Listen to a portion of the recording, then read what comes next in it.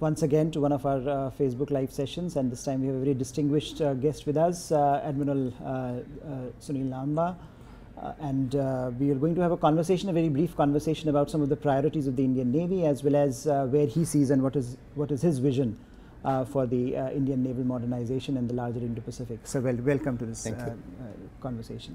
Let me start by just asking you, as you are heading one of the most formidable navies in the region. What, as a chief of that navy, what is your vision in terms of modernizing? We know that a lot of modernizing is happening around us, around our neighborhood. And as you look towards the future, what are some of the axes along which you want to take the Indian Navy forward? We have a long-term capacity plan where we look at building maritime capabilities and capacities.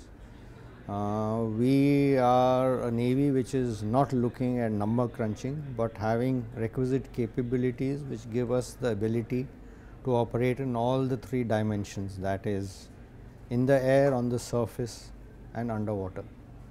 So we have a long term capability development plan which is there in place. At the moment we are a 132 ship navy. We aspire to be a navy which is based on a 3 carrier task force, which will give us the ability to at any given time at least have 3 carrier battle groups operationally available, with 1 being in refit. With this capability and what we have in place, we have a force which will be able to give capabilities to operate in all the 3 dimensions in the Indian Ocean region and in the connected oceans at large. And so there is a lot of talk about what kind of capability Indian Navy wants to have and where it, in terms of the direction that it is going.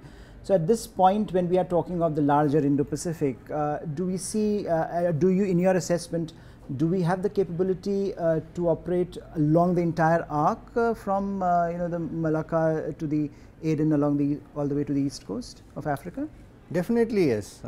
We analyzed the way we operate 2 years ago, and we have done 2 fundamental changes. One is we have come out with a new transition cycle of how we maintain, train and operate our ships, so that any ship which is deployed is fully combat capable and ready.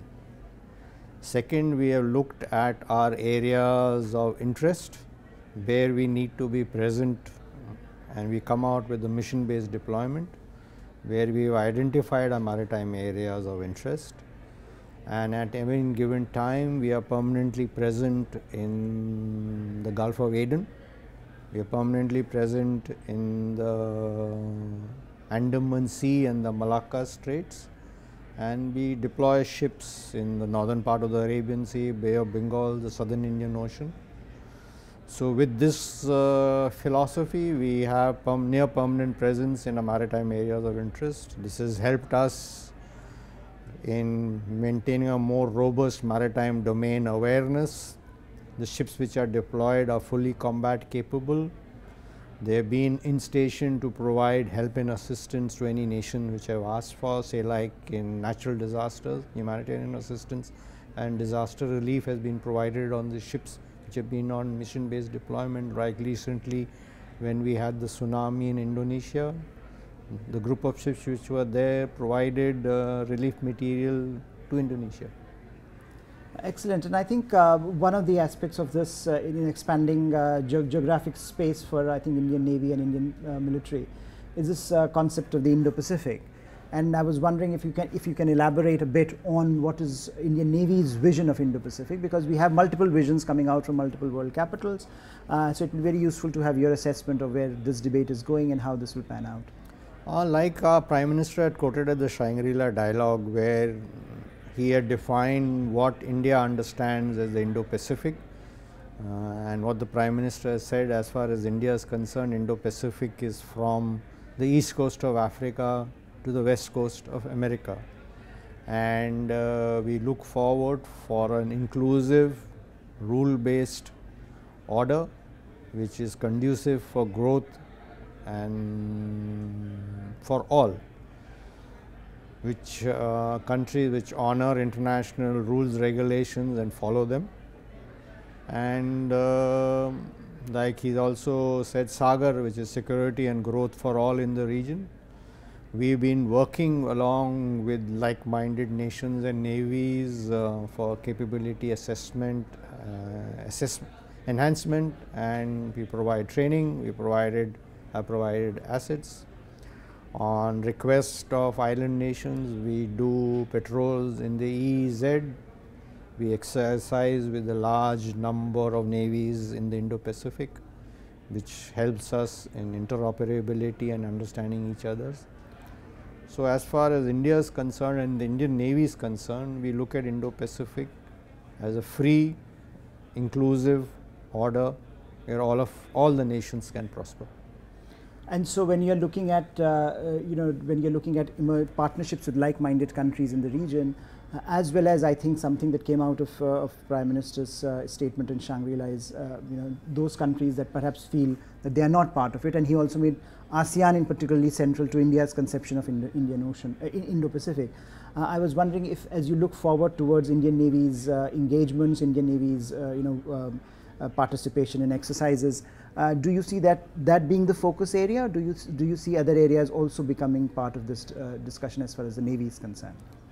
If you look back in history and when you looked eastwards, Southeast Asia was very much part of India's core areas or areas of influence. Like if you go back to the 8th and 9th century, the Chola kingdom sailed all the way to Southeast Asia. And with the government policy of look east and act east, ASEAN is a large trading partner of India. Not only have we developed sea routes, we are now also looking at land interconnectivity between India and the Southeast Asia.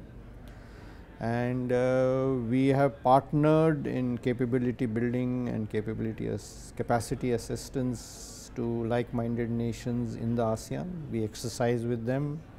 We learn from each other. We train a large number of personnel in the Navy from ASEAN countries, and we are working together. And one final question, I think, when we talk of military modernization today, and there has been a big debate in India about jointry, and I was wondering if you can explain a bit in terms of where you see this debate going in India, in the Indian context, if we are looking towards greater jointsmanship, or is this something that is still somewhere down the line being debated or being discussed and not yet come to a conclusion? No, at the moment also there are joint structures. I wear two hats. I am the Chief of Naval Staff. I am also the Chairman Chiefs of Staff Committee, where we have joint structures. We have joint organizations. We have a joint command in the Andaman and Nicobar Island, which has been there since 2001. So we have come a long way in joint structures, joint capability development and assessment. Yes, I'll entirely agree with you that there is room for improvement. The three services have now finally agreed on the concept of a permanent Chairman Chiefs of Staff, what his roles and responsibilities will be. It has been forwarded to the ministry and it's under examination there. We've also looked at joint logistics node, joint communications, joint training. So we have come a long way, but there is scope of improvement. And on that note, I think I would like to thank Admiral for taking time off from his busy schedule, and I think giving an exposition about where Indian Navy sees itself going in the future, and I think Indian Navy being the one arm of the Indian Defence Forces, which has been most ambitious in expanding India's foreign policy horizons. So let me thank the Admiral. Thank you very much.